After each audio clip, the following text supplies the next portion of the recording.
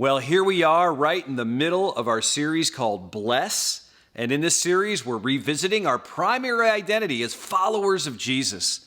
I mean, the fact that all of us are on mission here, it's a mission, honestly, that's bigger than just ourselves, right? But this mission, it takes all of us. We all need to be involved. So we're encouraging each other to help identify people and places that God wants us to bless, just personally, or maybe together also as a church family, right? Well, last week we unpacked the importance of listening. We learned that we don't need to have all the answers. We really need to have a listening ear. And we can love and bless people simply by quieting down and listening to them. So today, the E in bless is eat. This is going to be fun. I mean, we love to eat in America, don't we? We have these cooking and baking shows and competitions that we watch. We're pummeled with restaurant commercials all the time. We love gathering at coffee shops. We even have a whole sport called competitive eating, right?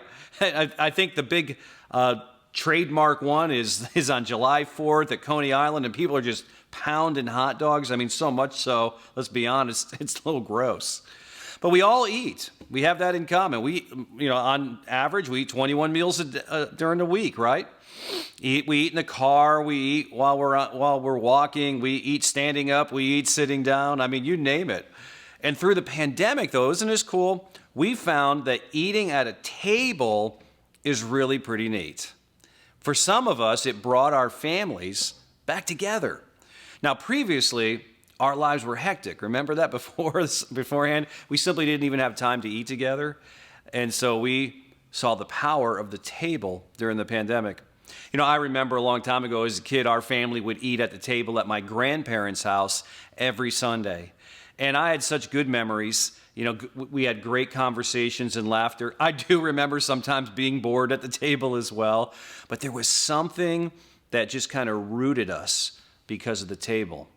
Eating with people actually is really good for you. Research shows that there's incredible advantages for children and teens. We're all concerned about our kids and teens coming out of this pandemic. But get this, simply eating around a table on a regular basis literally leads to your child and teenager eating healthier into adulthood. It leads to less eating disorders, they say. They do better in school, less drug and alcohol abuse, and even less depression. And let's be honest, it's not the food, right? It's the table. It's this sense of belonging, this connectedness that we have. There's something powerful about eating together. Now, Jesus was a carpenter, and I wonder if he ever built a table. I know he sat around once. I know his ministry centered around meals. He loved eating with people. He ate with Lazarus and Mary and Martha. He ate with Zacchaeus, just to name a few. His first miracle was at a wedding feast where people gathered around tables to celebrate a marriage.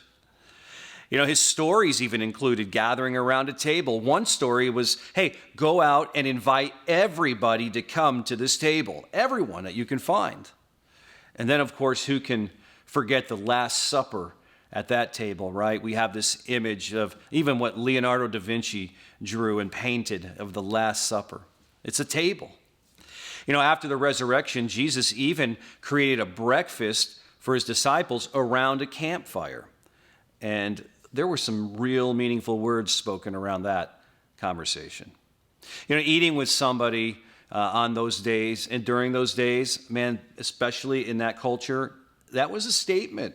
It was an affirmation of their dignity. It was like you were saying, I like you, I accept you.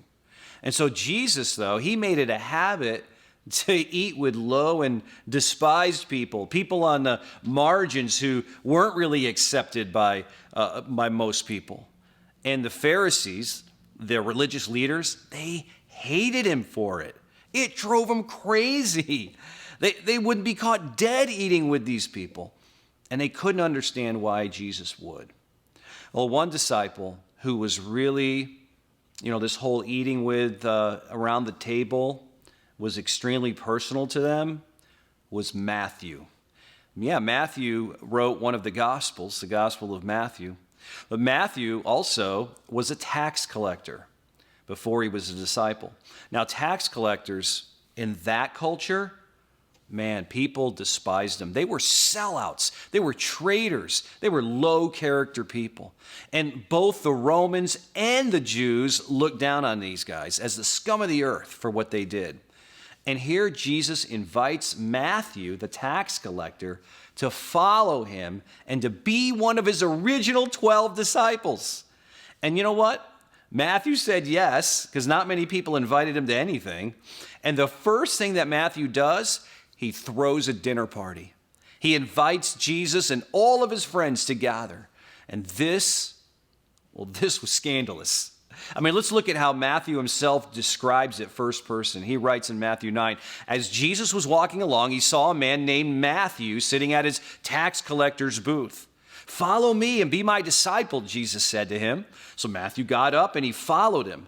Later, Matthew invited Jesus and his disciples to his home as dinner guests, along with many tax collectors and other disreputable sinners. Those are Matthew's words. But when the Pharisees saw this, they asked his disciples. They said, "Why does your teacher eat with such scum?" And when Jesus heard this, he answered. He said, "Healthy people don't need a doctor, sick people do." And then he added, "Now go and learn the meaning of this scripture. I want you to show mercy, not offer sacrifices. For I've come to call not those who think they're righteous, but those who know that they're sinners." Man, the first thing Jesus does after Matthew says yes to the invitation is he goes to Matthew's house to eat. He doesn't care. He wants to be with people. Remember who you ate with, how that carried weight? He was saying to ostracized Matthew, you belong. I choose you. I want to sit and eat with you.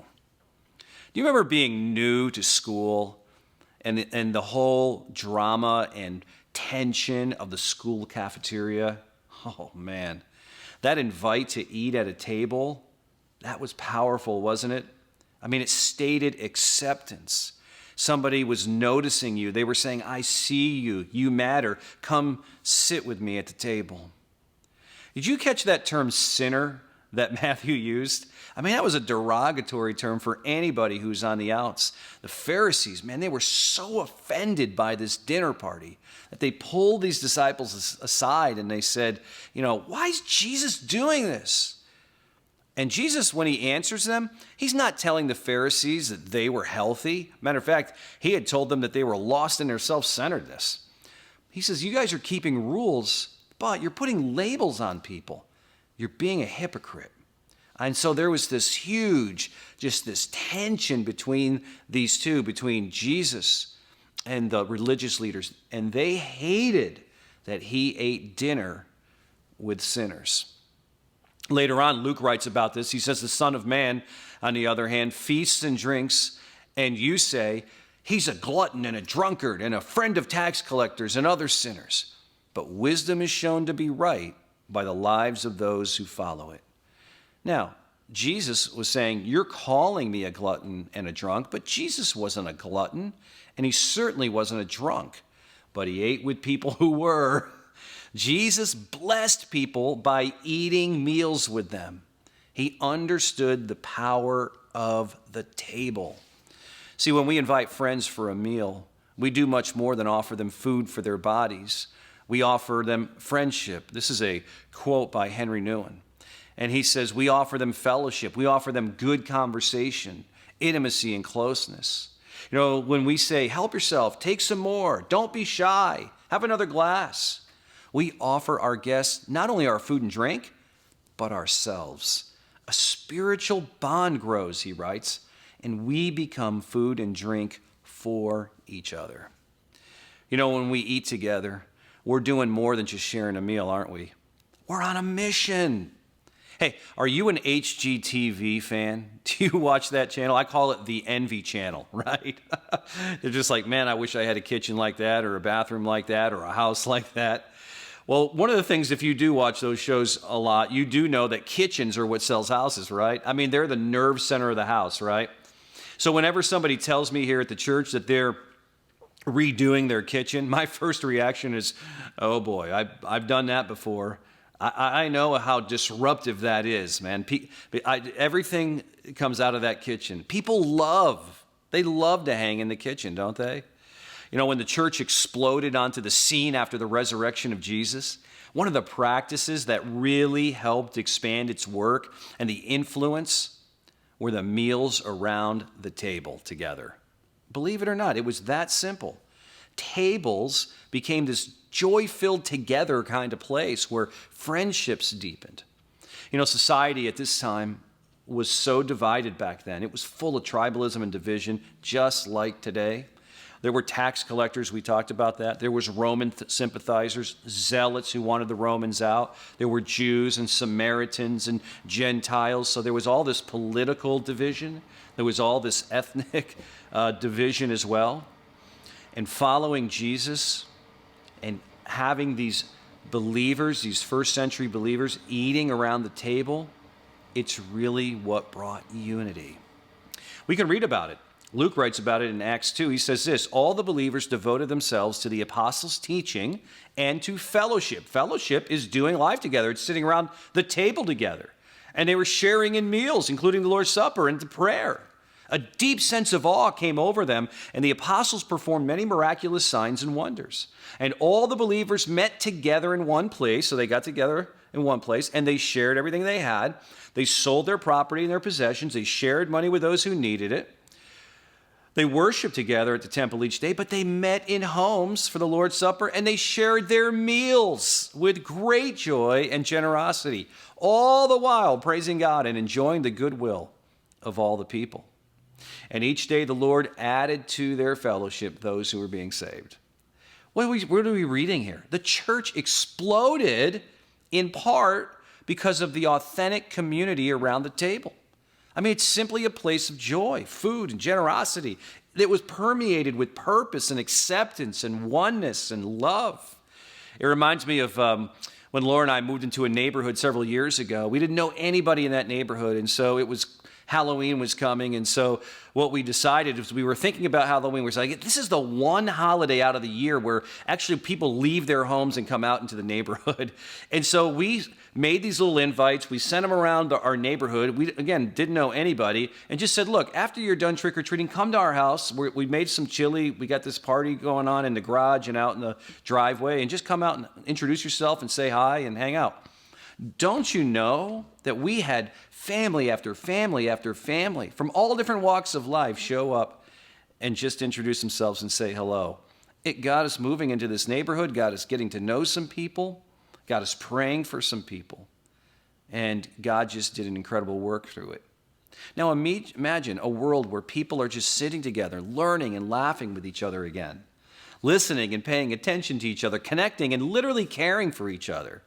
It's the ministry of Jesus. It's the table. It's a beautiful thing. See, the problem with our world is that we draw our family circles way too small. Mother Teresa said that. She said, we're just too small. We are not out there with people. Now, some of you who have that gift of hospitality, there's something that's welling up in you right now as I'm talking about this, right? Yet this is really a call for all of us, not just hospitality people. You know, we all, think about it, want to belong, right? You know, my wife, Laura, she's got this gift of hospitality. She's great at it. She loves to entertain. She loves to have people over. She's really great with this. She loves drawing big circles instead of small ones. She loves to connect people while making them feel loved and cared for and paid attention to. It means so much to her to do this. So if preparing a meal for someone seems like it's too much for you, though, why not go out to eat? Have appetizers or dessert at your house and then have the main course out. You know, there's even power around coffee and tea too, right? I mean, imagine if our tables and kitchens, our coffee shops, picnic tables and benches became these places for eating together to move the mission forward by helping people find and follow Jesus. Places where we can reconnect again after 2 long years. Places where we can share our faith stories maybe, where we can listen and laugh to each other, with each other, right? I think coming out of this pandemic, people are starving for this. And yeah, that pun's intended. And this new purposeful habit of sitting around the table with each other could go a long way in changing our world for good. So, question for you. Who are you going to invite to the table? I mean, even though he never owned one himself, Jesus made sure he was around somebody's table. He wants to sit at your table as well. There's this incredible verse found in the final book of the Bible called Revelation. And it's found in Revelation 3:20, and it's just incredible imagery. And this is actually written to Christians who maybe over the last couple of years had grown a little cold to their walk with God. Their relationship with Jesus, not so close anymore. Kind of forgot why they were doing what they were doing. Forgot about the fact that their one command was to love, and that they were to love Jesus more than anything. You know what his response was? He says, look, I stand at the door and I'm knocking. He's talking about our heart's door. He goes, I'm knocking on the door. And if you hear my voice, and if you would just open that door, I will come in. And look at this. I will share a meal together. We'll do that together as friends. In other words, we'll sit around the table together. He says, that's the kind of relationship that I want to have with you. That's the kind of relationship I want you to have with each other. So he's saying to all of us, hey, let's come back to the table, right? Let's eat together again. Let's share a meal together as friends, as followers of Jesus, as investigators to Jesus, just as family and friends. Let's get to know each other once again. Hey, it's the lost art of the table. Let's bring it back.